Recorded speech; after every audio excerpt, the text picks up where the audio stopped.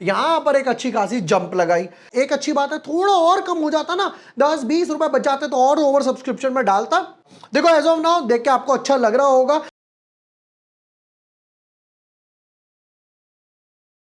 जय हिंद। फाइनली भैया वो पल आ ही गया जिसका लोग पता नहीं बेसब्री से 6-8 महीने 1 साल से इंतजार कर रहे थे।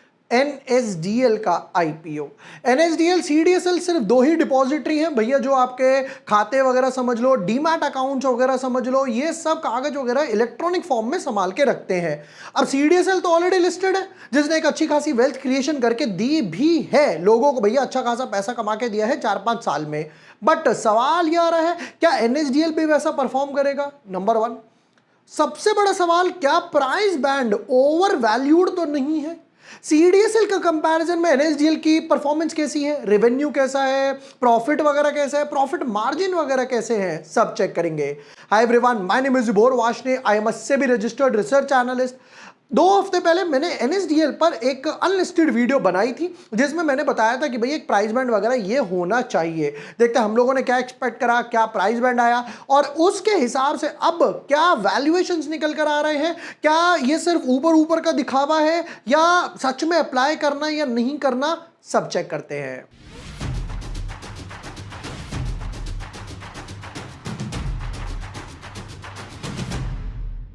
But yes, before moving ahead, अगर अभी तक आपने चैनल सब्सक्राइब नहीं किया है या आप पहली बार वीडियो देख रहे हो, तो यहां पर सारे आईपीओ एनालिसिस मिल जाएंगे, जैसे ब्रिगेड होटल आईपीओ एनालिसिस हो गया, शांति गोल्ड वगैरह हो गया, जीएनजी क्लोज हो गया, इंडी क्यूब क्लोज हो गया। फिर उसके बाद यहां पर आपको ब्रिगेड का शेयर होल्डर कोटा भी मिल जाएगा, एंथम बायोसाइंस, स्मार्ट वर्क, सब कुछ मिल जाएगा।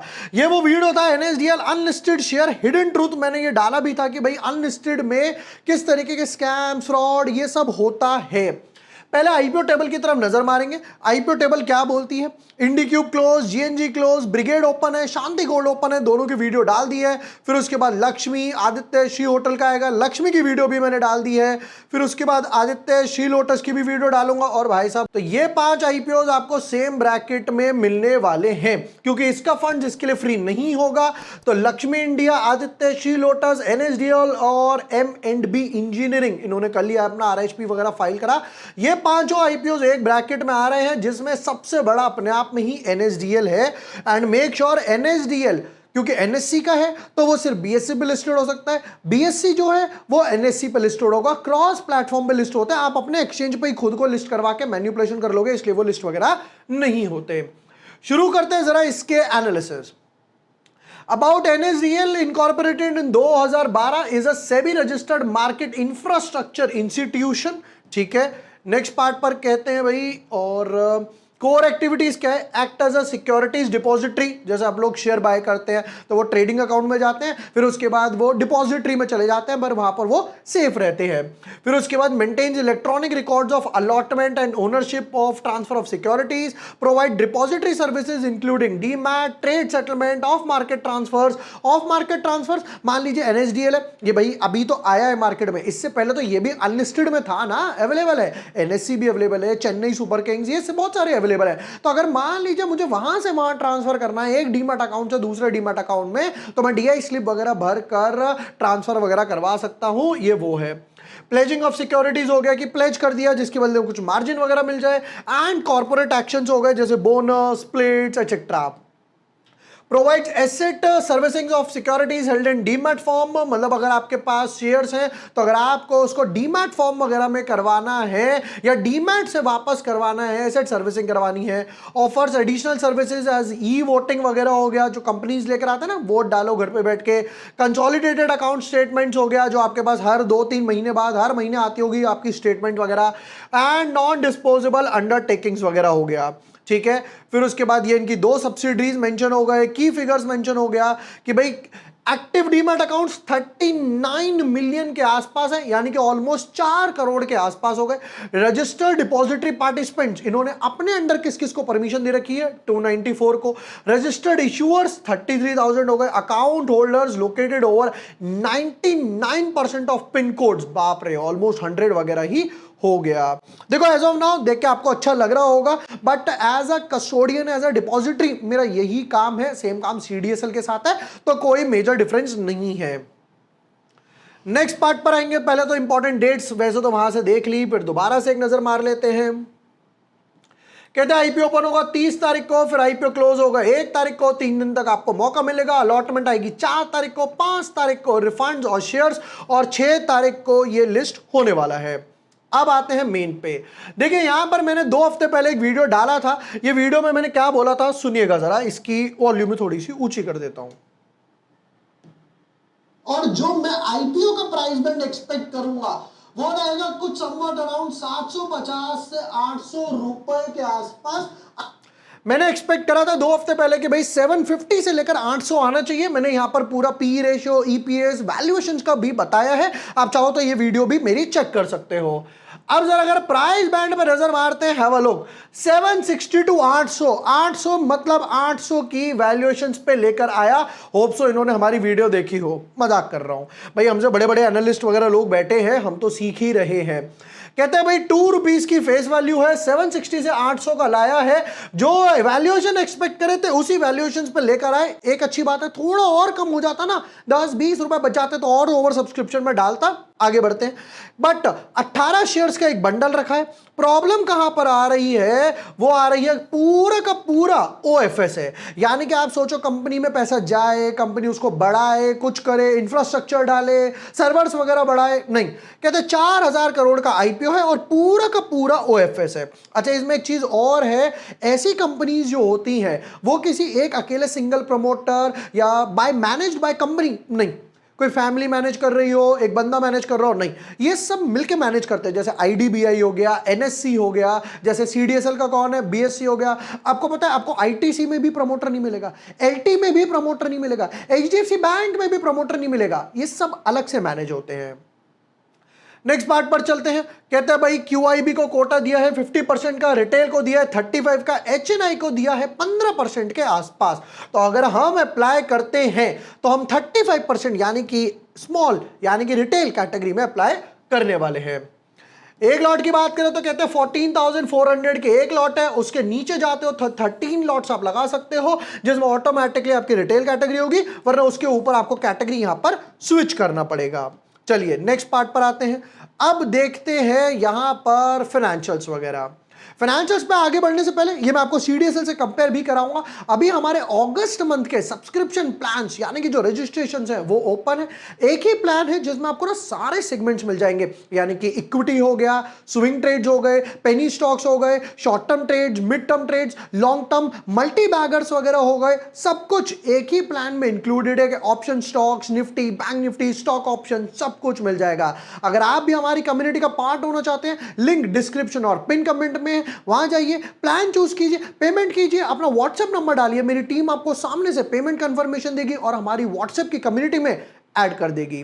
वापस आते हैं हम लोग एनएसडीएल के फाइनेंशियल्स पर। हालांकि हम लोगों ने उस वाली वीडियो में तो कवर किया ही किया था, फिर भी मैं एक बार दोबारा से दिखाऊंगा आपको कि भाई इसका सीडीएसएल से कंपैरिजन क्या बन सकता है। फिलहाल सीडीएसएल ये है, सीडीएसएल में भाई थोड़ी सी पिटाई हुई है, रीजन ऑब्वियसली एनएसडीएल है, बट लॉन्ग टर्म के हिसाब से अगर आप ग्राफ देखोगे भाई साहब, यहां पर कोविड में मैंने कुछ 125-130 रुपए के आसपास बाय करा था, 256 था, फिर उसके बाद 1:1 में बोनस आ गया और अभी करेंटली ये 1600 रुपए के आसपास चल रहा है। ऑलमोस्ट 10 टाइम्स मेरा मल्टी बैगर हो चुका। इसको भी बंद करते हैं, इनका काम भी हो गया 750-800, इसको भी बंद करते हैं। अब आते हैं सीडीएसएल पे। देखिए 64 के करेंटली ये ट्रेड कर रहा है, 64 के पी रेशियो पे। एनएसडीएल जो आया है वो करंट अगर मैं 800 रुपए के प्राइस बैंड पे भी लगाता हूं तो वो 45 के पी रेशियो पर आया है। नेक्स्ट पार्ट पर चलते हैं जरा, इसके प्रॉफिट एंड लॉस पे। यहां गए सेल्स, ऑपरेटिंग प्रॉफिट, पैट और नेट मार्जिन। लास्ट के 3-4 साल की अगर कंपैरिजन करी जाए तो यहां पर कहते हैं भाई 2100 करोड़ के एसेट्स थे, 2200 करोड़, 200 करोड़ के आठ पर एसेट्स बढ़ गए और सीधा 700 करोड़ के आसपास एसेट्स बढ़ गए। यहां पर एक अच्छी खासी जंप लगाई। रेवेन्यू की बात करें, 1100 करोड़ का रेवेन्यू था, 1300 करोड़ का रेवेन्यू हो गया, 1500 करोड़ के आसपास का रेवेन्यू हो गया। हर साल ऑन एन एवरेज 200 करोड़ के आसपास का रेवेन्यू बढ़ता जा रहा है, 1100, 1300, 1500। यहां पर सेम चीज अगर सीडीएसएल की देखी जाए तो ये क्या बोलते हैं, 500, यानी कि सीडीएसएल का पहला रेवेन्यू कम, 800 और यहां पर 1000। रेवेन्यू में कौन बाजी मार कर गया, एनएसडीएल मार कर गया। फिर उसके बाद प्रॉफिट आफ्टर टैक्स देखते हैं 234 करोड़, ये समवॉट अराउंड हो गया आपका 20-22% के आसपास, 20% का पैट मार्जिन। फिर 275 करोड़ और 340 करोड़ के आसपास। अब सेम टाइम पे प्रॉफिट देखते हैं सीडीएसएल का, ये आ गया सीडीएसएल का प्रॉफिट 276, 420 और 526 करोड़ के आसपास, यानी कि यहां पर कमा रहे हैं 275, 300 करोड़ और वहां कमा रहे हैं 400 और 500 करोड़। तो यहां पर मजे की बात क्या है, पैट मार्जिन किसके बेटर है, सीडीएसएल के। सेल्स किसकी बेटर है, एनएसडीएल की। प्रॉफिट मार्जिन मैं लिख ही देता हूं, एक काम करता हूं, सेल्स एनएसडीएल की बेटर है, प्रॉफिट एंड प्रॉफिट मार्जिन किसके बेटर है, सीडीएसएल के बेटर है। ठीक है, नेक्स्ट पार्ट पर चलते हैं। यहां पर बोरोइंग्स वगैरह है नहीं क्योंकि डेट फ्री कंपनी है भैया, ऑलरेडी जब इतने रिजर्व्स वगैरह रखे हुए हैं तो कहते हैं भाई हमारा काम क्या है, देख रेख करना। फाइनेंशियल्स ठीक लग रहे हैं, पीयर कंपैरिजन ऑलरेडी हम लोगों ने डायरेक्टली कर लिया। फिर उसके बाद आते हैं जरा इसके रिटर्न ऑन इक्विटी पर, कहते हैं 11% का रिटर्न ऑन इक्विटी है, रिटर्न ऑन कैपिटल एम्प्लॉयड हो गया 20 का। फिर उसके बाद पैट मार्जिन 22 हम लोगों ने कैलकुलेट करा, प्राइस टू बुक वैल्यू 6.98। यहां पर सीडीएसएल की कितनी है जरा वो भी एक बार चेक करते हैं, प्राइस टू बुक वैल्यू।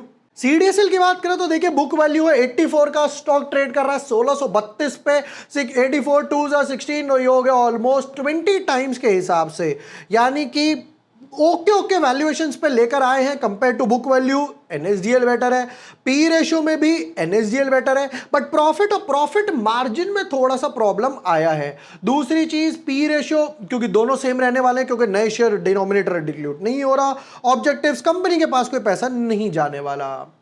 चलिए जी फाइनल वर्डिक्ट पर आते हैं। अच्छा, यहां पर मैंने एक हिंट उन लोगों को भी देना चाहूंगा जो लोग सिर्फ जीएमपी देखते हैं। आई एम 90% श्योर कि इसका जीएमपी ड्रॉप होगा ही होगा। क्यों, वैल्यूएशंस भैया, मेरे जैसा एनालिसिस जो कह रहा है कि भैया 800 का प्राइस बैंड लाना चाहिए, तो ये तो मैं एक अनलिस्टेड मार्केट से कंपेयर कर रहा था। आपको तो और कम लाना चाहिए था इन्वेस्टर्स के लिए कुछ छोड़ने के लिए, वो नहीं लेकर आए, कोई प्रॉब्लम नहीं है। दूसरी चीज पर समझते हैं, पूरा का पूरा ओएफएस है, ये सबसे बड़ी प्रॉब्लम। पैट मार्जिन सीडीएसएल के बेटर दिखाई दे रहे हैं। क्यों, अगर मैं यहां पर दोबारा से आपको एक चीज दिखाता हूं, देखना जरा, 1000 करोड़ की सेल्स पर अगर मैं ये 120 करोड़ की अदर इनकम हटा भी देता हूं, यहां से आपको बेटर दिखाई देगा।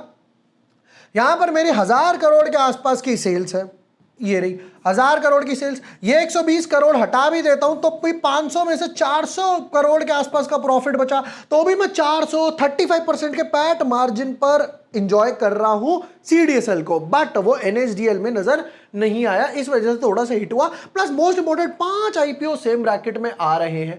Have a look at this, 4000 crore, 1300 crore, 700 crore, 800 crore, 650 crore और ये छोटू सा 254 करोड़। ये तो कह रहा है भैया मुझे बस थोड़ा सा पैसा दे दो, थोड़ी सी जगह दे दो। ओवर सब्सक्रिप्शन लिस्टिंग गेन, भैया देखिए ओवर सब्सक्रिप्शन की बात करूं तो हाँ अच्छा खासा ओवर सब्सक्रिप्शन होगा, सीडीएसएल के फोमो में होगा, अनलिस्टेड मार्केट के में, और भैया मोनोपोली जो सीडीएसएल की थी उसके हिसाब से भी चलो डुओपोली ही नजर आ रही है। ओवर सब्सक्रिप्शन की बात करूं तो 40-50 टाइम्स प्लस ओवर सब्सक्रिप्शन होगा। 5 आईपीओ आ रहे हैं, कोई फर्क नहीं पड़ता, गवर्नमेंट की कंपनी है, इस वजह से ओवर सब्सक्रिप्शन होगा।